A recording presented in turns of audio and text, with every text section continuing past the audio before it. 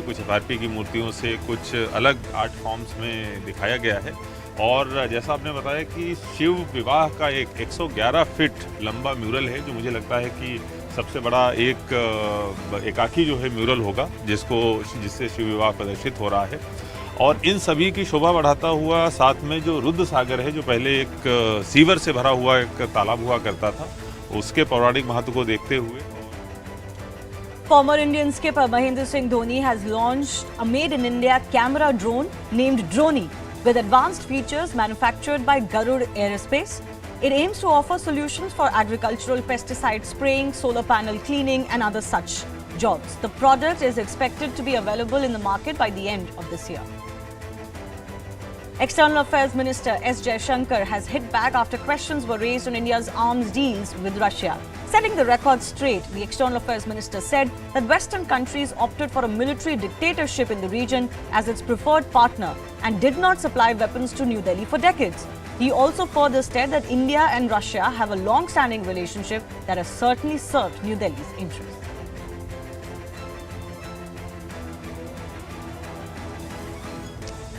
Russian President Vladimir Putin has intensified attacks on Ukraine. This after Kyiv was accused of blowing up a key bridge linking Russia with Crimea. In the last 24 hours, over 75 missiles have hit Ukraine, claiming over 8 lives and leading to over 30 injured.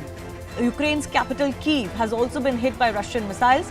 Ukraine's President Zelensky said Russia used Iranian drones in the attack. Українці.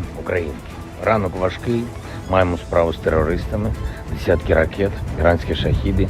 У них дві мішені – енергооб'єкти по всій нашій державі. Київщина і Хмельниччина, Львів і Дніпро, Вінниця, Франківщина, Запоріжжя, Сумщина, Харківщина, Житомирщина, Кіровоградщина, Південь держави. Вони прагнуть паніки і хаосу, хочуть знищити нашу енергосистему. Вони безнадійні. Hurricane Julia has made a landfall on Nicaragua's central Caribbean coast and has dumped torrential rains across Central America. Julia has hit as a Category 1 hurricane with maximum sustained speed of over 140 kilometers per hour. Officials have evacuated over 9,500 to shelter and raised an alert and said it could lead to life-threatening flash floods and mudslides. Finally, I'm leaving you with visuals of actor Ranveer Singh shaking a leg with NBA legend Shaquille O'Neal on the song Khalwali. Thanks a lot for watching.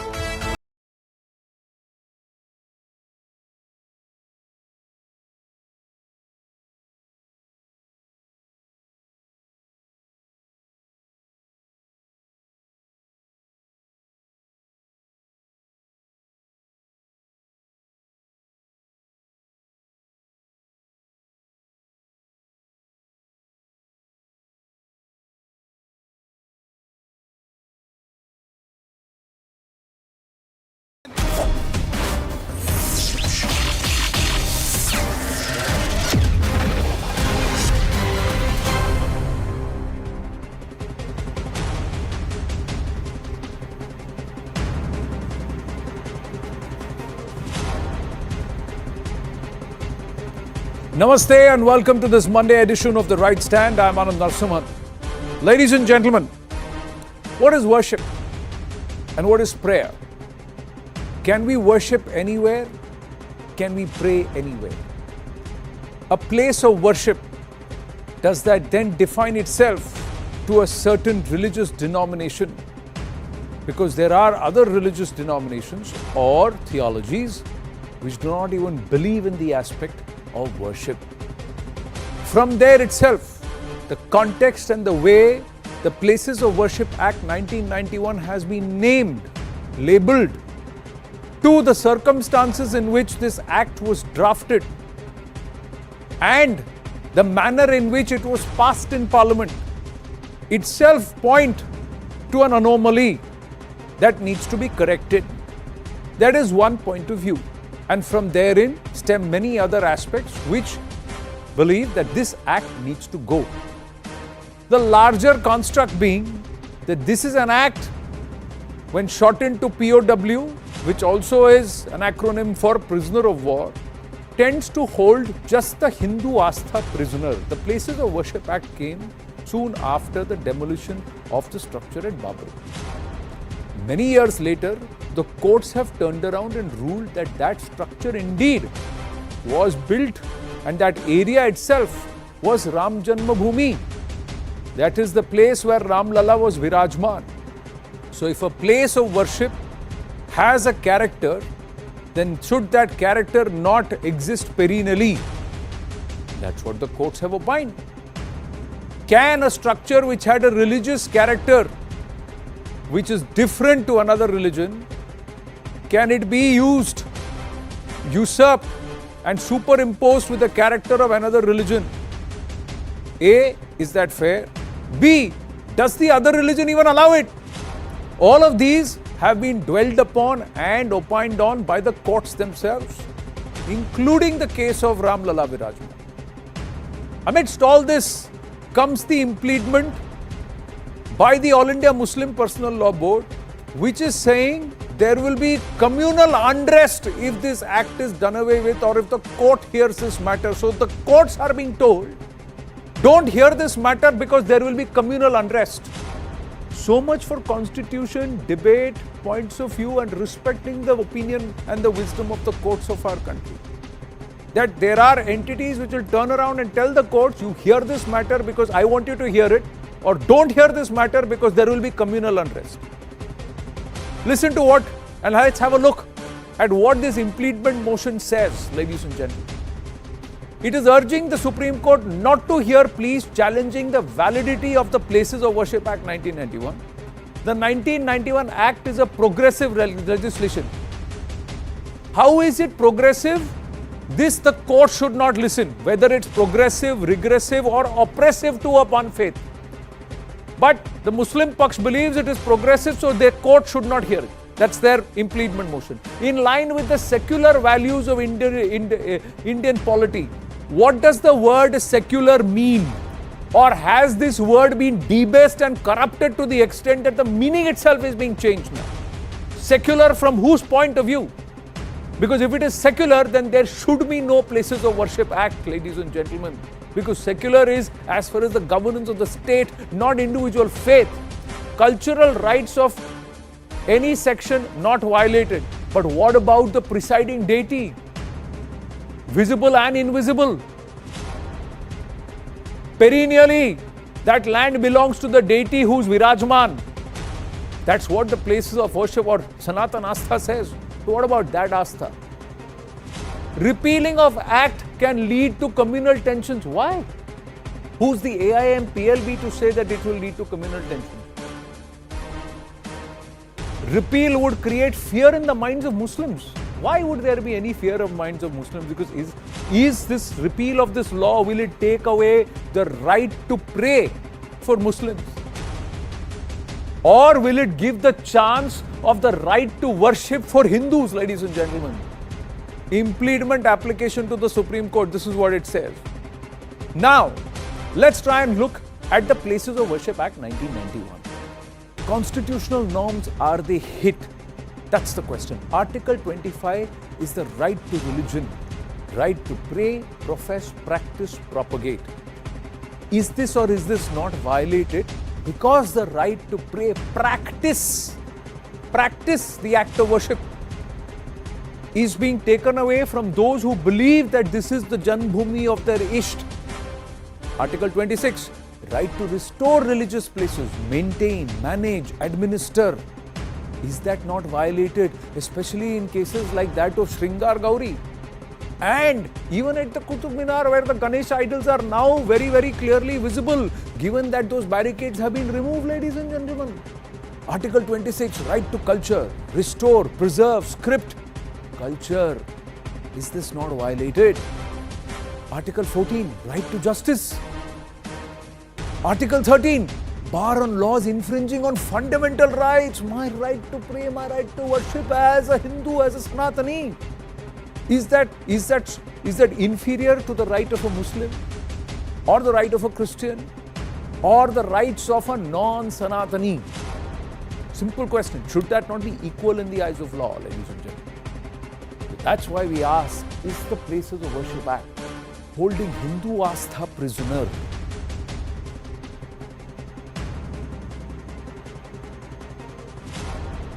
The right to pray and the right to worship, are they different? Many of these aspects have been mentioned by various interventions. One of those who are party to this plea that is challenging the Places of Worship Act is with us this evening. Vishnu Shankar Jain, advocate from the Hindu Paksh, Dushyant Sridhar, Vedic speaker and writer, and Uday Mahurkar, Chief Information Commissioner and author of the book on Veer Savarkar. Namaste, gentlemen. Namaste. Thank you very, very much for joining us this evening here on the right stand. Should the courts take the right stand or not is one aspect, because law should be equal to all. The right to prayer and the right to worship is equal to all. Can my right to pray or worship be inferior or superior to your right to pray or worship, Dushyant Sridhar?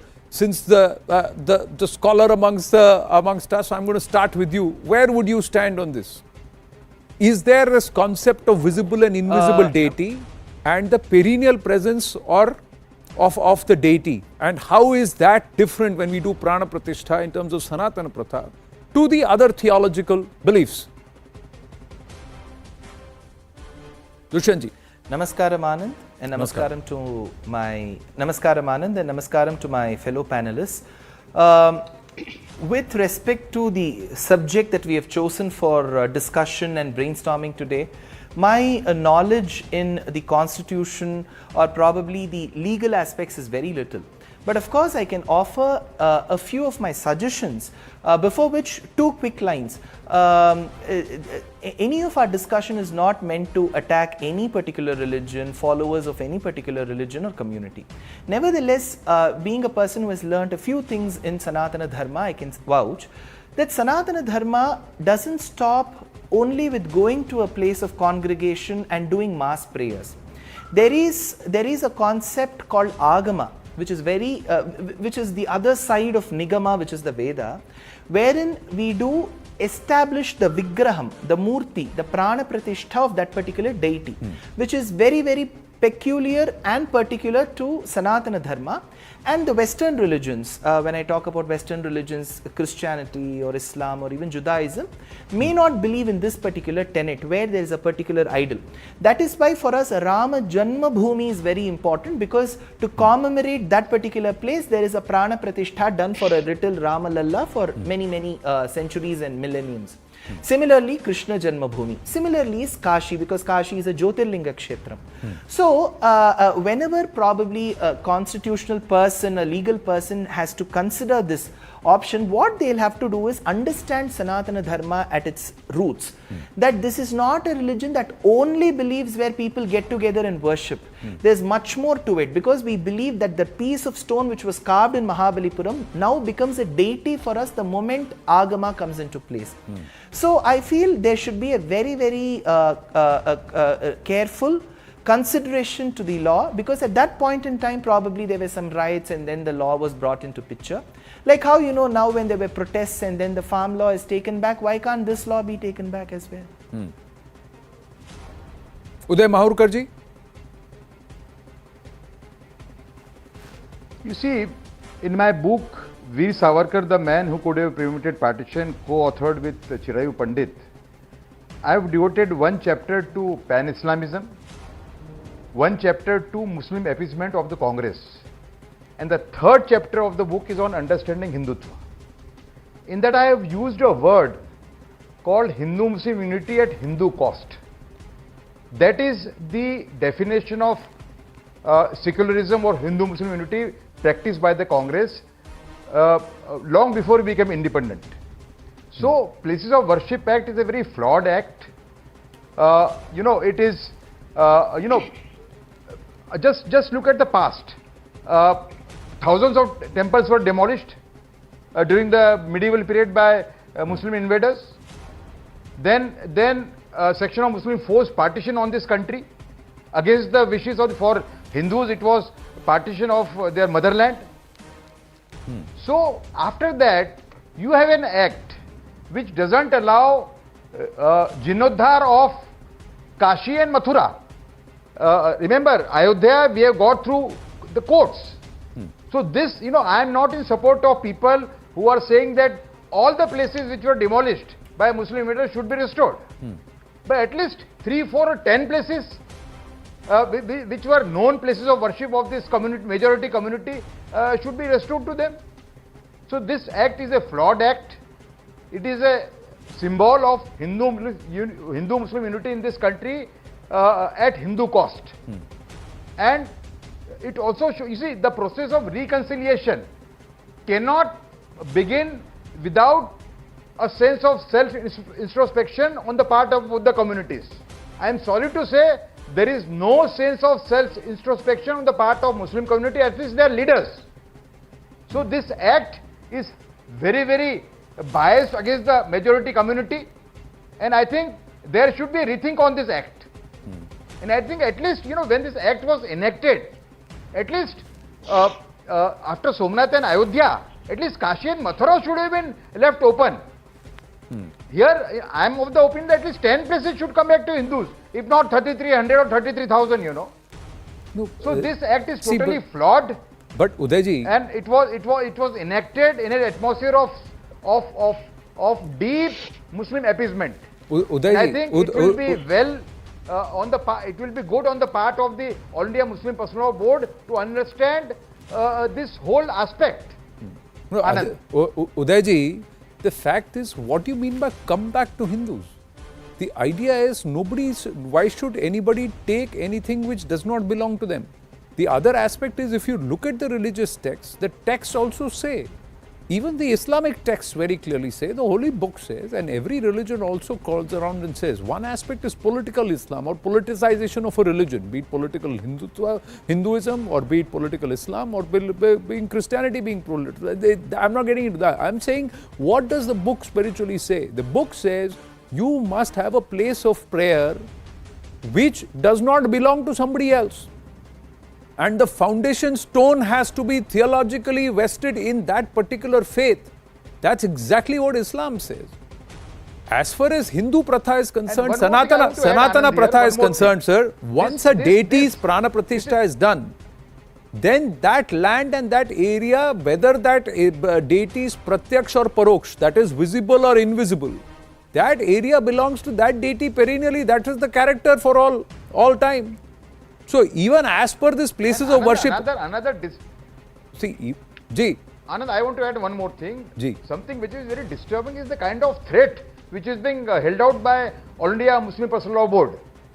You see, same thing was being said about Article 370. I remember many people close to me telling me that you please tell people in this government that they should not abrogate 370. Nothing has happened. Today, if you see, so all this while when people like me were saying that it is only 10 or 15% of the Muslims in the valley for holding the nation to ransom, it is proved correct. The kind of reception with Amit Shah has got there. So this threat is not going to work now. No, but it's not about threat working or not working. I'm just asking you, how is it okay, Udayji, how is it okay that when it is convenient, they'll say we believe the courts, otherwise they'll say they are telling the courts don't listen to the matter, otherwise because there will be riots on the street.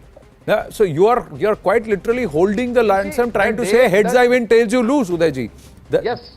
So let me just bring in Vishnu Shankar Jain. Anand, the days of pan-Islamism are now over. Sir, because there is enough Jagruti in the Hindu community. Sir, if there is a section of Muslims also would be willing to come along sir, with you us. you are an author. Let me add one more. After seeing what has happened in Kashmir on Amit Shah's visit, there might be a large section of Muslims in Muslim community. If they are explained, if this pan-Islamists are not there, they would be willing to come online on this issue, There are a lot of it's just plain statement of facts, and you're also a historian, Udayji. So if you go back and understand, and this is other authors have also written about it very extensively. The latest being, and I'm still reading the book, so it's fresh in my memory. In India, Bharat, Pakistan, Jai Sai Deepak chronicles this entire thought continuum, which starts from the 9th century with the Hanbali sect, and then it comes into manifest in the 18th century with Al-Wahhab and Waliullah Shah Delhi. So, and then it continues. So in terms of pan-Islamism, it's never going to go away because there will always be those who will push this thought continuum. But we are Bharat. I'm just saying from, I'm just... to add something here which is very, very disturbing. Anand, one thing, please listen. There is a book called Taqwiyatul Iman, written by a Maulvi called Shahid Ismail. He was killed in the Battle of Balakot with the Sikhs. That book is taught in every Wahhabi madrasa, non-Sufi madrasa in this country. And that book is virtually poison. It is a stepping stone to extremism or even terrorism for that matter. So we will get in. That's a separate. What I am trying to say is that there is a thought continuum which people are following. There is a constitution which says equality for everyone in the eyes of the law. In this case, is this act currently denying one particular and a huge section of Bharat's population their right to equality under the eyes of the law? I'm getting into the legal aspect now. So faith is one point and the legal point. Vishnu Shankar Jain.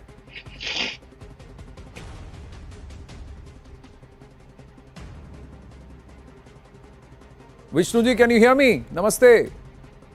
Namaste. Hi Anand, and very good evening to all my fellow panelists. I would like to say that the most draconian part of Places of Worship Act 1991 is the cut-off date which has been set in the Places of Worship Act. Because how can 15th August 1947 be the cut-off date? On 15th August 1947, we had just got our independence. After independence, this Indic civilization was duty bound to get the temples and get the places of worship restored. That is point number one. Point number two, if you will read the Places of Worship Act 1991 and analyze it very carefully, it runs into two parts.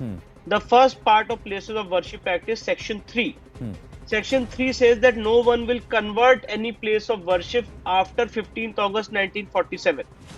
Now let me bring in various examples that after independence, maybe let it be Kashmir, let it be any other state in this country, so many temples have been demolished and destroyed.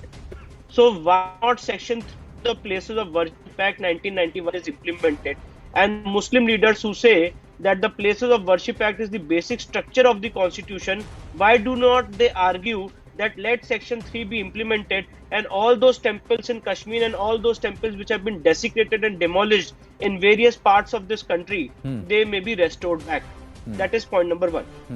The next point is, if someone will go into analysis of Section 4 subclause 2 of the Places of Worship Act, and if you compare it, what does Section 4 subclause 2 do? It takes away the rights of judicial review. And let me tell you, from L. Chandrakumar's case till Indra Sahani, and in so many cases and judgments of the Honorable Supreme Court, it has been categorically held that judicial review is the basic structure of the Constitution. Yeah. So now I hear various Muslim leaders arguing on various channels that secularism is the basic structure of the Constitution. If secularism is the basic structure of the Constitution, then judicial review is also the basic structure of the Constitution. If I want to go in the court of law and I want to bring a dispute, then why can't that dispute be adjudicated by the third pillar of this democracy? That is another aspect which has to be gone into. Now the third aspect is that why Ram Mandir was given an exemption. How can a parliament or can a body like parliament enact a law where they will exempt Ram Mandir's case because there was a huge protest and huge andolan going on in the country, and the other matters will be closed? So that is my reservation against Places of Worship Act, that Parliament cannot enact a law depending upon the revolution, depending upon the protest in the country. If you have to set a benchmark, it has to be set for all the temples at one go. And the last point which I want to highlight in today's debate is that if a deity is there in existence, and the judgments of the Supreme Court in Ram Mandir's case say in para 116, 117, that once a temple is established, once a deity is established, it continues till the end of the time. The vow to establish a temple continues till the end of the time. So what's the point of having para 116, 117? When you have demolished my temple in the past, And why not this Indic civilization can raise a voice in the court at least that this was my temple, these are the signs of temple in various so-called mosques, which is against the basic Islamic tenets, and you cannot worship or offer namaz here. And let me tell you, there is one settled Islamic principle that you cannot have a place of worship after demolishing any other faith's place of worship. No Muslim scholar can come on your TV channel and say that we can demolish a temple and we can construct a mosque. So if that's the question, and Anand, I want to put it very strongly on your channel today, if that's the point that you cannot demolish a Hindu temple and you can construct a mosque there, so why are you stopping us from raising this voice at least in the courts of law? No one is going on the streets, no one is going and talking about bloodshed. We want our rights, we want at least to raise this voice in the judicial forum that there was a temple, there was a deity existing in the past and it exists till today. And you have demolished our temple and you are trying to convert our place of worship. But why can't we argue that? Correct. Why do we have to wait in courts of law for 30 years, 40 years to get a basic relief of admission?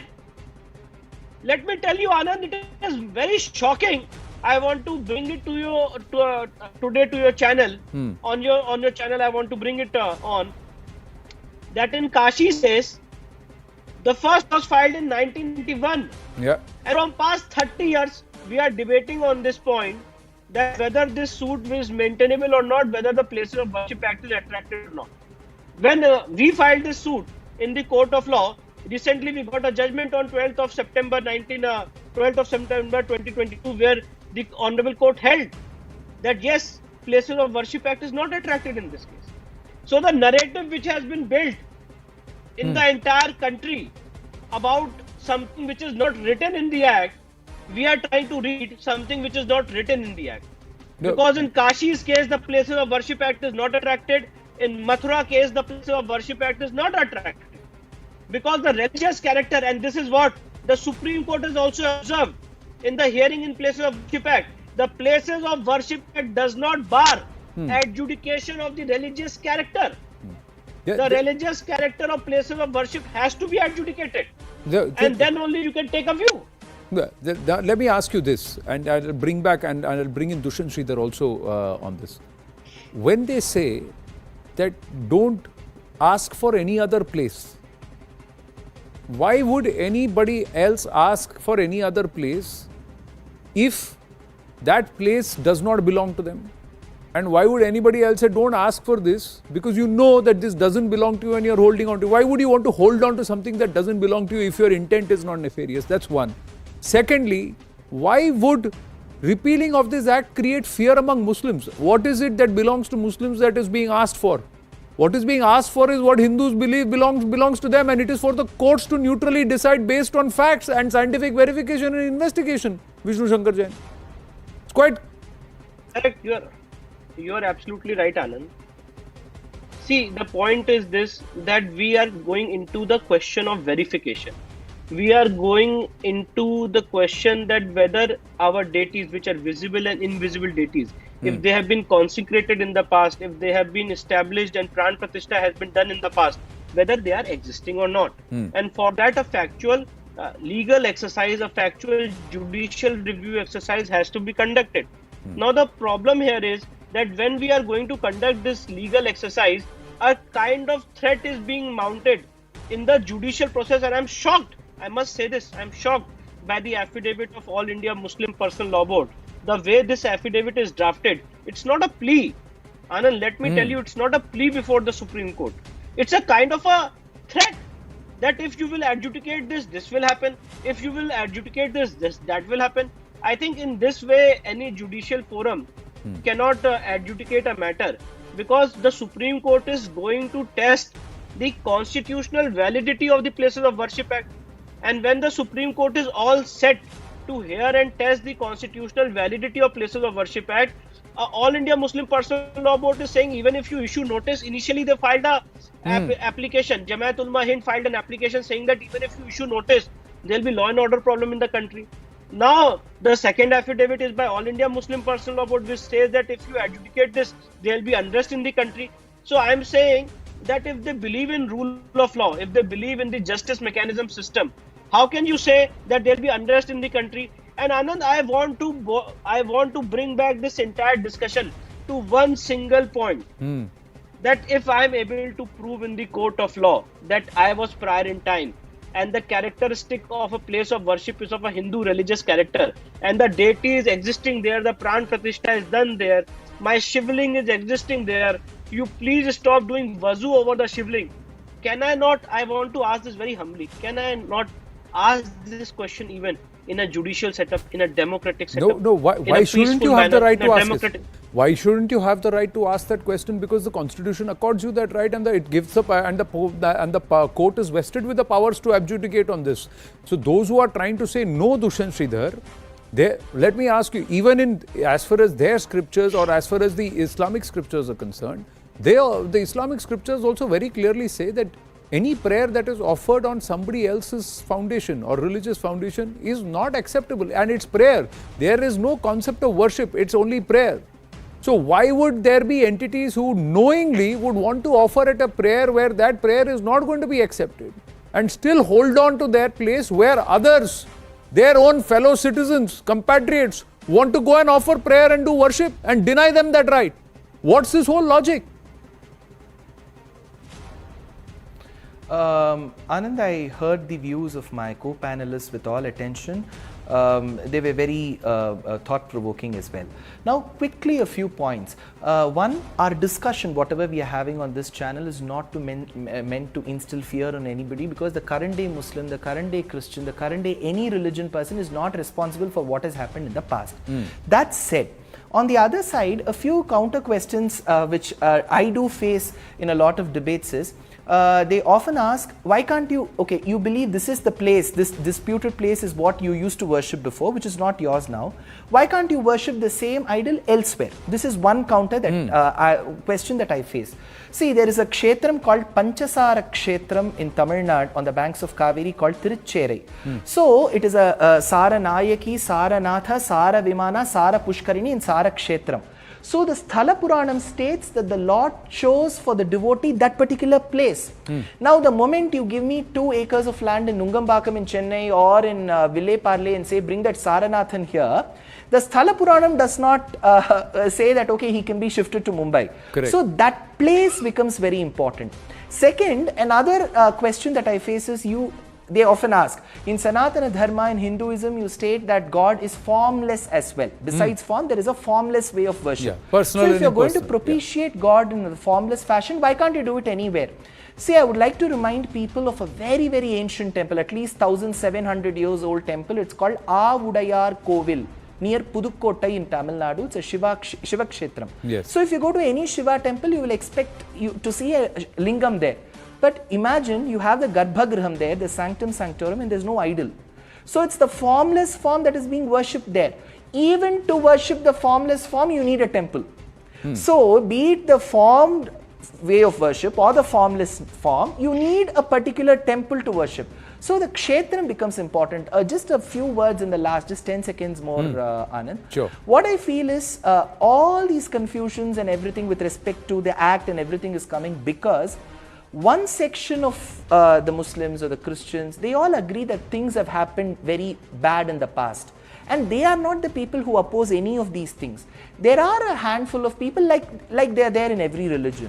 They feel that we need to venerate those people, propitiate those people who have committed those acts. For example, if Babur has done that particular act, any genuine Muslim who follows the rules of or the words of Allah will say he has done a bad thing, we should give back this place to him. Simple. But when they start doing a Tipu Jayanti, when they actually they try to dig over or rubbing salt over the wound. That is when the debate comes whether we have to take back all the mosques, which is wrong. So just at least give away two of those temples, let's say Mathura and Kashi. You see, when you exhibit those 2 extra steps of generosity or magnanimity, Anand, I'm sure people who adhere to Sanatana Dharma, which is like at least 75 to 80% of the country, they will be more than generous enough to say that let's bring an act to state that we are not going to dig any more into the past. So those two steps are required. You know, I feel it's not always the Hindus but who have I'll to tell be you what. submissive See, and shouldn't the subservient. magnanimity, my counter is, Dushyant Sridhar, I respect what you're saying, and a lot of people would say, all right, just, you know, you take one step and I'll take two steps. But the fact of the matter is the magnanimity should have come from those people who would have said that, oh, historical wrong has been done to you and we do not identify with it. If this is your place of astha, we have got Maybe no at business. least through No, we've got a no News business 18 doing prayer debate there. They'll get it. No, not just that, Dushyant Sridhar. I'm saying that the Islam itself prohibits you from offering prayer. That prayer will not be accepted. So why should I offer prayer at that place? And rather than locking that place up, you go and offer prayer where you've always offered prayer, and historically that's relevant. That's how you talk about samabhava. That's how you talk about living together in harmony. It's not that, like Uday Maurkarji said, that this peace is at the cost of one section of society, that this ekta is at the Hindu cost. Then that's an imbalance. Then you are not being balanced in your approach. Uday Maurkarji, please tell me, should the courts, which is going to hear this matter tomorrow, should they listen to this impleadment, or should they look at that and say, are you advising us, are you pleading us, or are you threatening us? The court should tell them that they are holding the courts to ransom. The language they are using, what you showed today on your channel, this is virtually holding out a threat to the courts. You know, the courts should take a strong view of this tomorrow. And days of such threats are over now. It was, you know, you see, whole thing is, when Gandhiji was killed by Godse, that was the opportunity for people who were not rooted in Hindu tradition or who were against Hinduism, you know, to thrust their views on the country. It continued for almost 60 years. But this is an age of national reawakening. And I fully agree with Dushyant Sridhar that if they show the magnanimity of saying that, look here, we can give back about 4 or 5 places, you know, then Hindus are very large-hearted and very kind in that sense, you know. But this whole thing about, you know, a flawed act being used to thrust pan-Islamism on the country and to thrust on the country a model of Hindu-Muslim unity which is at Hindu cost, I think that the nation is not going to tolerate this. Anand. Well, we'll see how the courts respond and what happens in the hearing. We'll track this case very closely. Multiple interventions have come in and they've all been bunched together, and the court is going to hear this tomorrow. That is on Tuesday. We'll come back and then look at what happens in court. Vishnu Shankar Jain, Uday Maurkarji and Dushyant Sridhar. Thank you very, very much. Namaste. We're going to take a very short break. When we come back, we turn the spotlight towards Bengal. In Kolkata, one of the suburbs. Is law and order crumbling?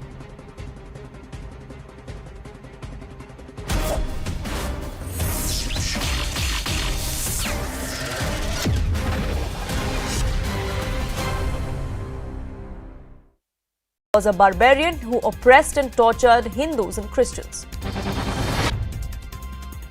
Politics has erupted over the Mahakal corridor in Madhya Pradesh. Congress's claim that the budget of 300 crore rupees was allocated for the beautification of the city by the former Kamalnath government.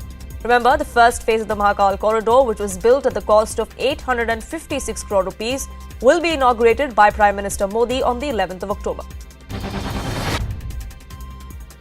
Amid the ongoing debate regarding population imbalance, AIMIM chief Asaduddin Owaisi has lashed out at RSS chief Mohan Bhagwat. Owaisi added that the population of Muslims isn't increasing but falling because of their use of condoms. Total fertility rate वो 2% हो गया, माने India का fertility rate बहुत ज्यादा गिरा, और सबसे ज्यादा अगर TFR रेट गिरा मुसलमानों का गिरा। सबसे ज्यादा कॉन्डोम कौन इस्तेमाल कर रहा? नहीं, ये बताने के लिए हम इस्तेमाल कर रहे। मोहन भागवत इस पर नहीं बोलेंगे। After Election Commission froze the Shiv Sena logo and forbade both factions from using it, Uddhav's faction hit back at the EC, calling the action unjust and stating that the EC is working on the same lines as the CBI. He said that the logo has been frozen long back by their faction. 7 तारीख को हम लोगों ने 4 बजे उनको सारे कागजात दे दिए थे। उनके आपस में संवाद अच्छी ठीक नहीं थे, इसके लिए उनको पता ही नहीं चला कि हमने दे दिए। अब सुनवाई कुछ भी नहीं हुई, निर्णय ले गया। और निर्णय लेकर उन्होंने हमारा जो चुनाव चिन्ह है उसको फ्रीज कर दिया। क्यों नहीं करेंगे? क्लेम करेंगे, हम करेंगे, लेकिन ये कब होगा? जब जांच होगी तब। ये चुनाव आयोग भी उसमें ही गया जिसमें सीबीआई, ईडी हो, जो हम लोग लाइन में, उसी लाइन में चुनाव आयोग। Congress's presidential candidate Shashi Tharoor has expressed the need for reinstating strength in the party to gain voters. He said that the Congress has to run the country nicely, also adding that the BJP should prepare themselves to sit in the opposition in 2024. परिवर्तन हमारे party में चाहिए और ये परिवर्तन ले आने वाला मैं सोचता हूं कि मैं हूं परिवर्तन की उम्मीदवार। बदलाव के लिए मैं खड़ा हूं, तो मैं मांग रहा हूं आप सब लोग के समर्थन। ये मैं डेलीगेट्स को कह रहा हूं, तो मैं आपके सामने ये पेश कर रहा हूं। Haryana Home Minister Anil Vij has hit out at AIMIM chief Asudin Owaisi for his comment on declining Muslim population in India. Vij rebutted and said that population should further drop down and hum do hamare do should be followed. AIMIM के chief Asaduddin Owaisi जी ने कहा है कि हिंदुस्तान में मुसलमानों की आबादी गिर रही है। अगर गिर रही है तो बहुत अच्छी बात है, परंतु इसको और गिराओ और इसको हम दो हमारे दो तक लाओ। Prime Minister Modi inaugurated the solar village in Modera in Gujarat. Modera has been declared India's first renewable energy village. Prime Minister is on a 3-day visit to election-bound Gujarat, where he will be inaugurating development projects over 14,500 crore rupees. Modhera के लिए विकास की नई ऊर्जा का संचार हुआ है। बिजली, पानी से लेकर रोड, रेल तक कौशल विकास और स्वास्थ्य से जुड़े अनेक प्रोजेक्ट्स का आज लोकार्पण और शिलान्यास हुआ है। Prime Minister Modi visited Modera Surya Mandir and inaugurated the Light and Sound Show. He also attended and watched the glimpses of the spectacular Light and Sound Show, which will be open for the general public from tomorrow. Gujarat's Modera is India's first solar-powered village, and the Light and Sound Show will be powered by solar energy. Delhi Minister Rajendra Pal Gautam resigned from the post of Social Welfare Minister after his involvement in the mass conversion controversy to Buddhism. Gautam announced that his resignation in a letter typed on his letterhead, which he tweeted out. The former minister said that the BJP has been targeting several sections of the society for political gains, and he cannot be a mute spectator to that. Gautam further added that he resigned not under pressure. मैं कभी किसी के faith को आहत कभी नहीं करता, किसी की भावनाओं को आहत कभी नहीं करता। मेरे ऊपर कोई दबाव नहीं है। मैं एक वकील हूँ पेशे से। मुख्यमंत्री जी अभी रैली में हैं गुजरात में। मैंने अपना उनको भेज दिया है, अपना ये दो पेज के पत्र में मैंने सब कुछ लिख के उनको भेज दिया है। मैं तो एक कट्टर देशभक्त व्यक्ति हूँ और डॉक्टर बाबा साहेब अम्बेडकर और तथागत बुद्ध की शिक्षाओं को मानने वाला हूँ और उसमें मेरी आस्था है। Post the resignation of the Aam Aadmi Party minister, BJP has hit out. They said that Arvind Kejriwal and in its hard way and the politics on Hindus does not fare well. BJP also expressed this as a win for the Hindus of the state of Gujarat. जिस प्रकार से केजरीवाल को वडोदरा से गुजरात से भागना पड़ा, जनता का जो गुस्सा कल केजरीवाल ने देखा है, उसके कारण दिल्ली में वापस आते ही राजेंद्र पाल गौतम का इस्तीफा लेना पड़ा। अरविंद केजरीवाल को यह समझ में आ गया है कि हिंदू देवी देवताओं को गाली देकर, हिंदुओं के धर्म परिवर्तन का टारगेट बनाकर आप इस देश में, भारत में राजनीति नहीं कर सकते हैं। ऐसी राजनीति इस देश के लोग चलने नहीं देंगे।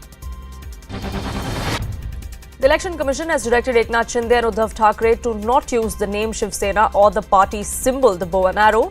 Both parties will have to now submit their new symbols tomorrow ahead of next month's by-election. The Uddhav camp has already come out with its proposals. The Eknath Shinde group, meanwhile, has accused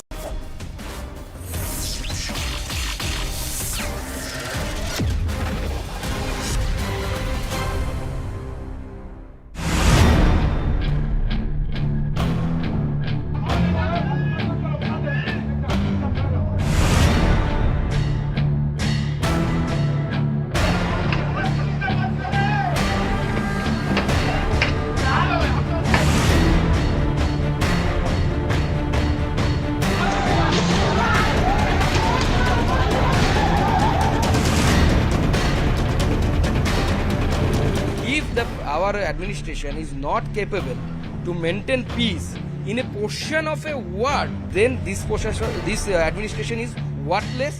They should resign.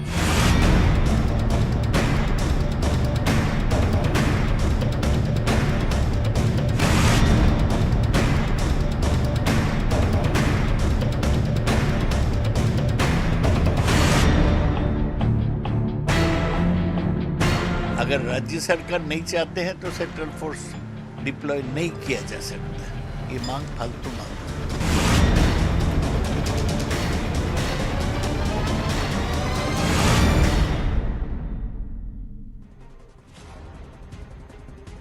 Ladies and gentlemen, what is happening in Bengal?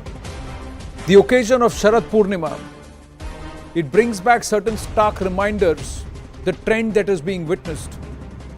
It's an unending political war, and now what's happened in Mominpur, in part of Kolkata, on the occasion of Sharad Purnima, begs to force us to ask this question. What is happening in Bengal? Who's fueling this entire communal fire? And is there going to be no respite? Why is it that there is open attack not just at the Hindu community, which is a minority there, but also at the cops, where this irate mob goes berserk and the cops are at a loss to control what is happening on ground. There are two versions to this. Let's put both. On a situation when even law and order turned casualty, and more importantly, these are seeds of deep communal divide that are being sown. Attack on Lakshmi Puja celebration, says the BJP. Stones pelted at Milad un-Nabi procession, claims the Trinamool Congress. Then, worsening law and order situation in Bengal, BJP vitiating the atmosphere is the retort back from the Trinamool Congress.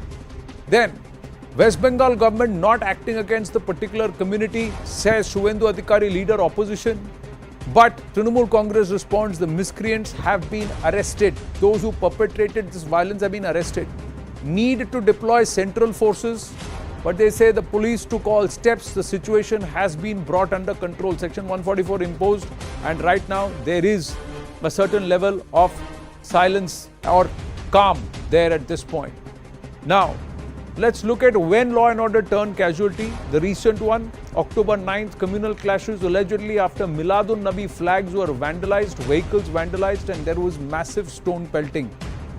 Now the counterclaim is that these flags were being deliberately put on top of Hindu establishments, and that was what was resisted.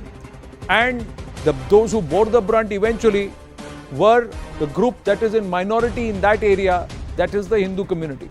September 13, BJP workers clash with cops in anti-government protests. Again, stone pelting, scuffles, many people injured. This is 13th of September, last month. Then, in June, in Howrah, clashes over Nupur Sharma's remark on Prophet. March 21st, again, Boktoi village in Birbhum, house set ablaze by a mob. 10, including women, children, burnt alive.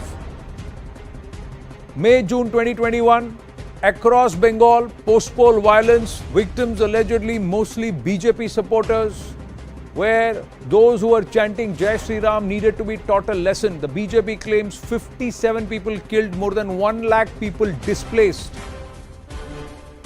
Riots in Bengal, who is to blame? This deepening of the communal divide and its manifestation, ugly manifestation, who is to blame?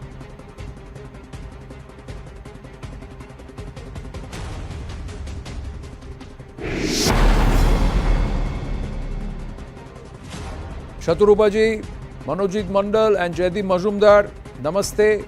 Let's dive into the debate straight away. Thank you very, very much. Jaideep Majumdar, the claim is that the Hindu side started it.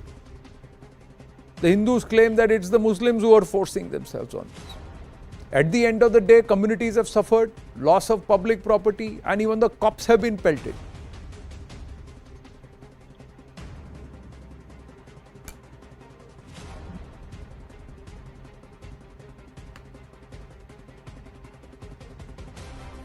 Jaideep Majumdar. Yeah, sorry, I didn't get I didn't get the last part of what you were asking me. Can you repeat that, please? The Trinamool Congress says it was the Hindus who started it. The BJP says it is the Muslims who are going after the minority. Right.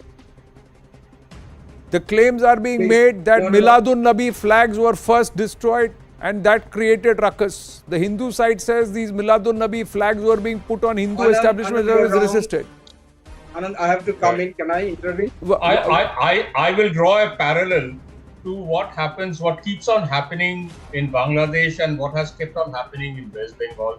Hindus are always, the Quran has been desecrated, Muslims, Islam has been defamed. So all these rumors are spread, and so let's start a genocide. And I use the word deliberately. Let's start a genocide of Hindus. Let's target the Hindus. Let's target their places of worship. Let's target their women folk. And so it goes up. We have seen this over and over and over again. It didn't start with just the Noakhali riots. There was genocide of Hindus even earlier than that. But that apart, what has been happening in West Bengal, as you said, the police are attacked again and again and again. The sole reason for that is the police in West Bengal have lost all credibility because they are the handmaidens of the party in power. They were the handmaidens of the left when they acted like goons of the left front. Now they are acting a jump of the Trinamool Congress. So no one respects the West Bengal police. It's a rogue force. No, but if they are handmaidens of the party in power, then no party in power wants that absolute loss of law and control. And if they're as you are alleging, then the cops should have an open right to curb and control anybody and everybody who tries to ruckus. If you're claiming that it is a police state which is being controlled by the ruling disposition, be it left or Trinamool now, then the Bengal police should not be pelted and beaten up like they have been done today and these pictures. There should not have been any cases of riots at all. Nobody should dare to take law and order in their control if the police is in the hands of the state right now, Jaideep Majumdar. But that doesn't seem to be the case at this point.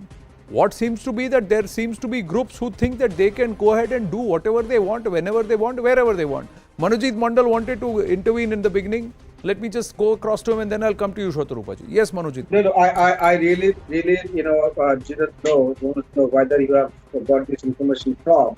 The TMC is saying this, TMC is saying that. Our stand is absolutely clear. Those are not our versions that you were trying to mention that one particular community is targeting the other. Our information, I think, as so far as we are concerned, that there were certain very unfortunate incidents, clashes between two groups, could be between two clubs. No religious overtone should be attributed to this at this point in time, because the police is investigating into the matter and the whole situation was taken under control within few hours of those very unfortunate clashes happening between two groups. I mean, that is the stated position of the government and the party.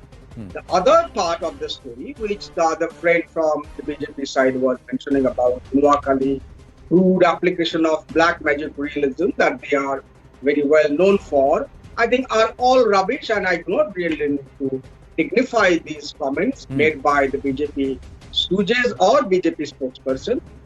It's completely under control, and the police has given the version that so far 38 people have been arrested. Those are goons and miscreants, irrespective of their political color, irrespective of their communal color, or whether they are from TMC or from BJP. Lakshmi Puja, I think, was happening and still happening. You could probably listen to the loudspeakers still being played here. Still happening peacefully. Durga Puja was happening very peacefully. Though BJP says that there is no Durga Puja, no Saraswati Puja like this person was talking about, classes and all, because they smell this kind of, because that is their thinking process. Their communal nausea, I think, is in their DNA, and which has been there for the last 100 years. We had a very peaceful celebration of Durga Puja for the last 10-15 days, I tell you, despite the fact that on 13th of September they tried to create some mayhem just before the puja, but we had a very peaceful celebration. For the last 5 years, I'll give you the data about writing. For the last 5 years, BJP and some parts of their controlled media were trying to fan this communal fire in Bengal. Nothing, no life so far, I repeat, no life has been lost because of communal violence. On the other hand, I have given example. 2020 January, Delhi riot, 52 people were killed, irrespective of to which community they belong. UP 2017, before the election, 100 people were killed. Gujarat, even now, and in Assam, this is the BJP ruled states where there is 30 to 40% rise of communal classes and communal violences. While life has Please been yield, lost. Manojit Mandal. Yes. Yeah. Please. So no, you have put in a lot of, sir. Bokhtui, you've forgotten what happened in Bokhtui. What happened post? What has happened? I'll no, there are multiple incidents. Even today, sir. Even this. No, one minute. Allow me to complete. Manojit Mandal. What you are even now? What you said? The party's position is two groups. These two groups were Hindu group and a Muslim group, and the fight that happened is a communal nature. How do you know this? So, how do you know the this? fight has happened. The fight has happened. How do you know this? How do listen? This. How do you know this? How do you know this? You are welcome. You are welcome to have. You are welcome to have the party's position. But the fact of the matter is that the two groups are one group celebrating Lakshmi Puja, another taking out Milad procession, and these are Hindu and Muslim group that has happened. You have said two groups and you have taken out the word communal. That is the Trinamool Congress's official position or the police's position. Sir, one minute, Manojit Mandal. Let me get Shatarupa to please let her counter, and then I'll come back to you. She's not spoken yet. We can, otherwise we'll end up shouting over each other and talking. I'm just saying these are also aspects which stand out. Now you have called certain people stooges. You have called certain people motivated. There are other allegations that come back at the Trinamool Congress, which has been pulled up even by the courts in Bengal for when the matter of Durga Puja procession versus Tazia processions came to the courts. So that is also a matter of record. But Shatarupa ji, now in this case of 1 minute, Shatarupa ji, 1 minute, Manojit Mandal, please. Shatarupa ji, the point is, the allegation is the BJP is deliberately vitiating the atmosphere because this Hindu-Muslim politics works for you. Even in this case, 10 days of puja happened, Lakshmi Puja happened. This is one incident which has happened in one area. It's just being made that it is happening all across Bengal. Please respond. Anand, thank you for having me on the show. Unfortunately, before I could wish West Bengal Shubho Vijay, this kind of incident happened. On Kojagori Lokhi Puja, which you very correctly said, the shadow of Noakhali riots looms large. Because if you remember, the riots happened, Noakhali riots happened on the same day, Kojagori Lokhi Puja day. Even if what you're saying is that there may be a very wild logic that flags were taken off, but you also know that the videos that have been coming across, those flags were on Hindu institutions, Hindu mandirs, Hindu temples where Hindu goddesses were worshipped. Lakshmi Puja was going on. Now, who started it is not the question. What happened is a bigger question. They have vandalized specifically Hindu institutions, Hindu homes. They have taken out Hindus from their homes, beaten them up, burnt their vehicles, burnt their shops, burnt their houses. Now, the question here is what Shubhendu Adhikari very correctly said. West Bengal over the years has become a very safe haven for terrorists, for Islamic groups. And this is very scary. Like you are very correctly saying, Anand, that there has been a legacy that West Bengal is now carrying of blatant appeasement, for which even the High Court has taken cognizance. If you remember, they had stopped the permission to have Durga Puja Visarjan some years back, and it was BJP who had to go to court and apply for a permission from the court. And that's when when you're talking about secularism, there has to be a balance between both communities. But here in today's day and age, which is now completely run by Trinamool, anything anti-Hindu is secularism. Hindu, if you try and put in a voice for the Hindu community who has just been battered in what you very correctly No, but the point is no. 1 minute. Shatarupa ji, are you trying to say that the Hindu cause is championed only by the BJP and that the Trinamool Congress has got nothing to do with the Hindus in Bengal? That is a very that's a very unfair and a very conveniently political argument to make, because even before BJP had any footprint in Bengal, it is the Trinamool Congress that fought the left politically. At that time, there were both Hindus and Muslims who have been part of the left and who have been part of the Trinamool Congress. Riots and communal tensions precede even the existence of any political party. Everybody remembers Noakhali when the last riots happened, but Noakhali was subject to riots right from the 1920s onwards.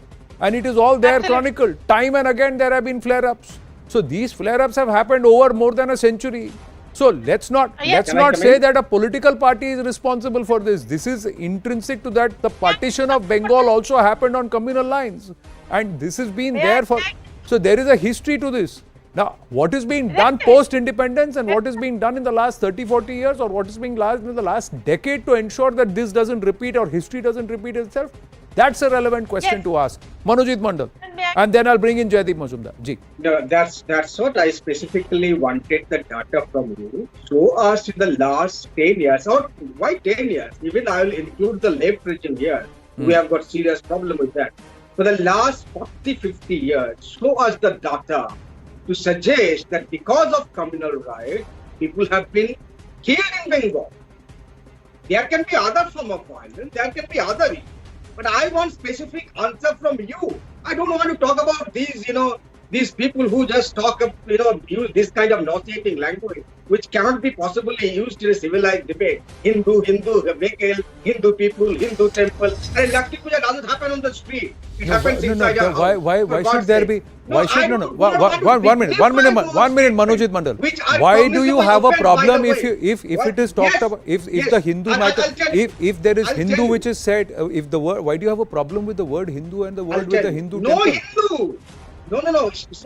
Because they shed crocodile tears about Hindus. They are killing Hindus in Assam. No. 12 lakhs of them are detained in the No. 1 minute. Let's talk about Bengal. The debate is no, sir. The debate. No. Again. You are conveniently politically stating facts and derailing the. I don't want to go across to what happened in Uttar Pradesh, because again you are factually wrong, Manojit Mandal. I don't want to get to fact checking you of what happened in Uttar Pradesh. We are talking Bengal, so let's stay with Bengal. Jaideep Majumdar. Throughout 40 years of Trinamool and left, there have been no communal instances, is what they are saying. So it is any other violence is okay, but it's not been communally flared. Jaideep Majumdar, final word. No, that's absolutely untrue. Communal violence, communal tension exists in Bengal, but it is at a very manageable and at a very subtle level. But it exists, and it is the stark reality of Bengal. No matter which political party is in power, there is a lot of communal tension. It is there. It exists in the rural areas, not in Calcutta. You won't see it in Calcutta, but you will see it in the rural areas. You will feel it in the semi-urban areas. It is very much there. Well, I have to pause at that. No. The point is, sir, you should have law and order is the responsibility of the power party in power and the government under it, and it's a reflection of what is happening there. So we have to try and correct that. Lives lost is going to hurt the community, and it's going to hurt the state and its people. I've got to wind up way over time here on this edition of The Right Stand. Stay with us. Brass Tacks follows.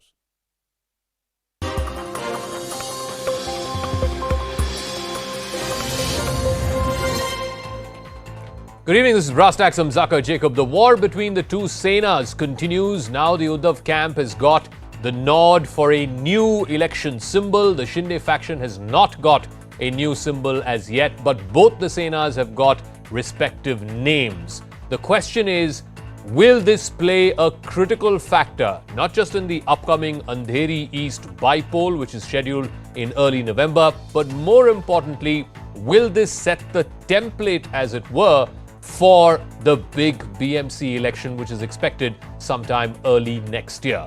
And the most important question of all, we have seen this in numerous other parties, fratricidal battles, whether it was in the AIDMK, whether it was in the LJP, ultimately one faction will prevail. In the case of the Sena, who will that be? आणि आज हे शिवतीर्थ बघितल्यानंतर पुन्हा त्यांच्या मनामध्ये प्रश्न पडला, अरे बापरे, गद्दारांचं कसं होणार? आम्ही केलेली गद्दारी नाही, तर हा गदर आहे. गदर गदर म्हणजे क्रांती, गदर म्हणजे उठाव. The fight over the real Shiv Sena continues. 2 days after the Election Commission barred the Uddhav Thackeray faction and the Eknath Shinde faction from using the party name and its bow and arrow election symbol, the former Maharashtra Chief Minister moved the Delhi High Court challenging EC's move. Uddhav Thackeray's petition stated that the freezing of Sena symbol is actuated by malice in law and that it's erroneous and not maintainable. Thackeray claimed that he remains the party's president and that as per Sena's constitution, the president's decisions are final. The election body had asked both warring factions to choose a new name and symbol for the upcoming by-election in Mumbai's Andheri East. Out of the options submitted, Uddhav Thackeray's faction has been allotted the Mashal symbol and the name Shiv Sena Uddhav Balasaheb Thackeray.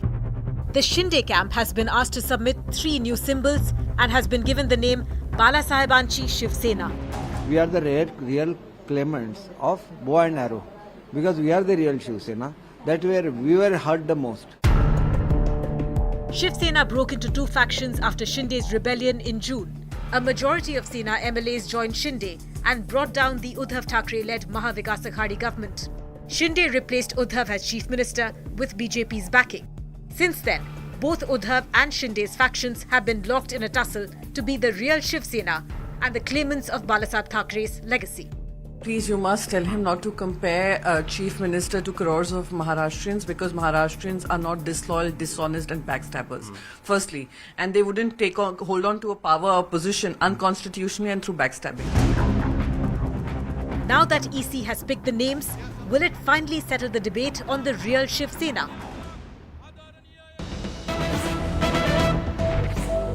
Meanwhile, we're getting some big breaking news coming in. Team Thackeray has got a new election symbol as well as a new name. It's going to be called Shiv Sena Uddhav Balasaheb Thackeray. Team Shinde has been asked to give more options for the election symbol. The Election Commission has written to them. They've been allotted the name Balasahebanchi Shiv Sena, but no symbol as of right now. Let me go across to Ananya, who has more details on this. So, one of the 3 symbols asked for by the Uddhav faction, they have been given that. What happens in the case of the Shinde faction? Well, yes, one of the symbols that have been given out to the Uddhav camp, which they thought has been now given, while for the Shinde camp, they have now been asked to provide another options with regards to what symbol would they need. The names for both the parties have now been given. One which is led by Eknath Shinde, the Eknath Shinde faction would now be called Balasahebanchi Shiv Sena, while the other, the Uddhav Thackeray's camp would be named as Shiv Sena Uddhav Balasaheb Shiv Sena. And so the Sena versus Sena war has emerged out after a long battle, not only in the Supreme Court but also in the Election Commission of India. And also we shall remember that the dispute is going before the Delhi High Court day after tomorrow as well. So though there does not seem to be a clear air as to who is the real Shiv Sena at this point of time, but a little breather had come for both of them because symbols and names are being allotted by the Election Commission for the upcoming polls that are to take place in the Maharashtra local bodies. And what is very, very clear to note at this moment of time is that the Uddhav Thackeray camp is actually trying its level best to get the claim of the Shiv Sena back and is using all legal routes possible into this particular matter, because now we see that they have now moved the Delhi High Court challenging the EC's order freezing the election symbol, the bow and arrow symbol and the name of Shiv Sena. So we'll have to wait and watch as to how things pan out in the court of law. But at this moment of time, if we talk of the elections now, there have been new names that have been given out to both of the parties and symbols allotted to the Uddhav camp, while the Eknath Shinde camp has been asked to give out its symbol very soon. All right, Ananya, we'll leave it at that. Ananya Bhatnagar there with more details on what has transpired between the Election Commission and the 2 factions of the Shiv Sena. Let me now open this up to our guest, China NC BJP spokesperson joining us, Kishore Tiwari, Shiv Sena leader, Kailash Adhikari is political analyst and managing director of Governance Now, and Samrat Fadnis is editor with Sakal Media. Shaina, let me start with you first. The political argument being made by the Shiv Sena Uddhav Thackeray faction is that all of this is being done at the behest of the BJP because there's no compelling reason why the symbol had to be frozen now as far as the Andheri East bipole is concerned, because the BJP is fighting that, and from the Thackeray faction, obviously they'll put up a candidate. So if the Shinde faction of the Sena is not even in the fight, then why does the symbol and the name need to be frozen? Well, you're asking me a question that should be answered by the Election Commission. And Zaka, just to be very clear, you keep saying that what does the BJP have to do? The BJP has nothing to do with a party which has its own internal factions which were created for reasons best known to them.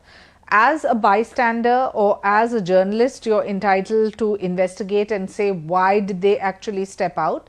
But as somebody from a political party, I can only say that 40 MLAs